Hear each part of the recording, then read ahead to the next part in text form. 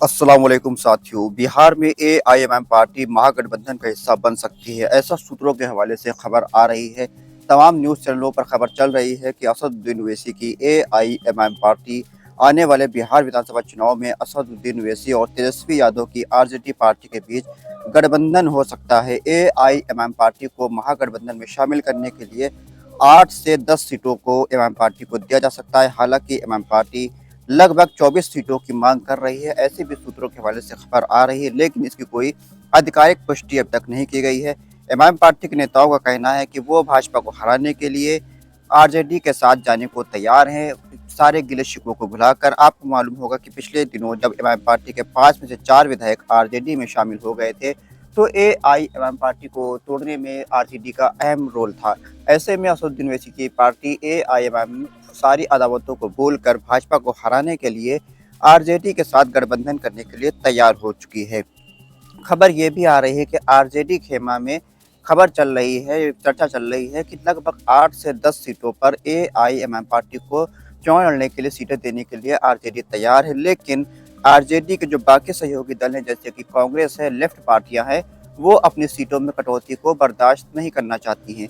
अब महागठबंधन के अंदर अगर असदुद्दीन ओवैसी की एआईएमआईएम पार्टी की एंट्री होती है और 8 से 10 सीटें एमआईएम पार्टी को चुनाव लड़ने के लिए मिलती हैं, तो ये सीटें यकीनी तौर पर सीमांचल के इलाके की होंगी, जहां पर एआईएमआईएम पार्टी का सियासी रसूख है, सियासी वर्चस्व है। ऐसे में कांग्रेस पार्टी का भी सीमांचल में अच्छा खासा सियासी रसूख है। कांग्रेस को भी काफ़ी ज़्यादा सीटें सीमांचल के इलाके से चुनकर आती हैं। ऐसे में क्या कांग्रेस पार्टी इसलिए राज़ी होगी कि एमआईएम पार्टी को सीटें सीमांचल के इलाके से दी जाएँ? अगर एमआईएम पार्टी सीमांचल के इलाके में अच्छा परफॉर्मेंस करती है, तो ऐसे में आरजेडी के साथ-साथ कांग्रेस पार्टी को काफ़ी भारी नुकसान उठाने को मिल सकता है। हालाँकि आरजेडी का सीमांचल के इलाके में कुछ खास सियासी रसूख नहीं है। 24 विधानसभा सीटों में महज़ 1 विधानसभा सीट पिछले विधानसभा चुनाव में आरजेडी ने जीती थी, लेकिन कांग्रेस पार्टी को यहाँ पर ठीक-ठाक सीटें चुनाव में जीतने को मिली थी। ऐसे में यहाँ पर खबर आ रही है कि आरजेडी खेमा तो एमआईएम पार्टी को महागठबंधन में शामिल करने के लिए तैयार है, लेकिन कांग्रेस पार्टी है वो अभी तक इसके लिए तैयार नहीं हो रही है। आने वाले दिनों में मालूम चलेगा क्या असदुद्दीन ओवैसी की एआईएमआईएम पार्टी महागठबंधन का हिस्सा बनती है या फिर अकेले ही चुनावी मैदान में उतरती है। असदुद्दीन ओवैसी की पार्टी ने अकेले चुनाव लड़ने की जो मांग करी थी, जो बात कही थी, तो लगभग 40 से 50 सीटों पर एमआईएम पार्टी बिहार के अंदर चुनाव लड़ने की तैयारी कर रही है। अब तक 2 प्रत्याशियों के नाम का ऐलान भी एआईएमआईएम पार्टी ने कर दिया है।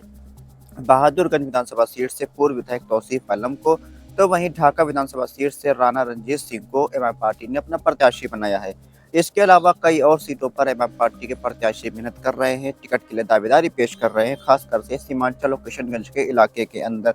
ऐसे में यहाँ पर देखना होगा क्या एमआईएम पार्टी जब गठबंधन में शामिल होगी, क्या उसको बहादुरगंज और ढाका विधानसभा सीट चुनाव लड़ने के लिए मिलेगी या फिर बहादुरगंज और ढाका विधानसभा सीट पर कोई और सहयोगी दल चुनाव लड़ेगा।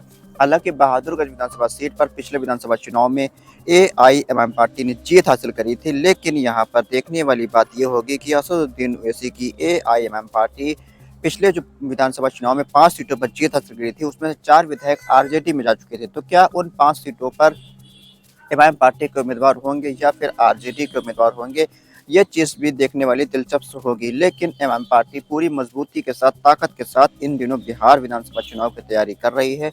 असदुद्दीन ओवैसी 3 दिवसीय दौरे पर बिहार को आए थे। यहाँ पर उन्होंने जनसभाएं करी, जिसमें भारी संख्या में आवाम जुटती हुई नजर आई और कई बड़े-बड़े दिग्गज नेता भी एमआईएम पार्टी में शामिल हुए और कई नेता भी एमआईएम पार्टी में शामिल होने के लिए लाइन में खड़े हुए नजर आ रहे हैं।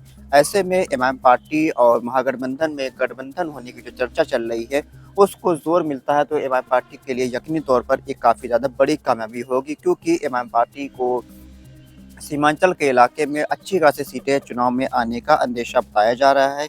अगर एआईएमआईएम पार्टी महागठबंधन में शामिल होती है और 8 से 10 सीटों पर एमआईएम पार्टी के प्रत्याशी होते हैं, तो सभी सीटों पर एआईएमआईएम पार्टी चुनाव जीतने में कामयाब हो सकती है और अगर अकेले चुनाव लड़ती है, तो उस स्थिति में भी एमआईएम पार्टी 7-8 सीटों पर चुनाव जीतने की पोजीशन में इस वक्त नज़र आ रही है। अब देखना होगा क्या आरजेडी के साथ-साथ कांग्रेस भी एमआईएम पार्टी को महागठबंधन में शामिल करने के लिए राज़ी होगी या फिर कांग्रेस की नाराज़गी की वजह से, लेफ्ट की नाराज़गी की वजह से महागठबंधन में एमआईएम पार्टी को एंट्री नहीं मिल पाएगी। आप अपनी राय कमेंट बॉक्स में हमको ज़रूर बताएं, क्या महागठबंधन में एमआईएम पार्टी को एंट्री देनी चाहिए या फिर एमआईएम पार्टी को अकेले चुनाव लड़ना चाहिए?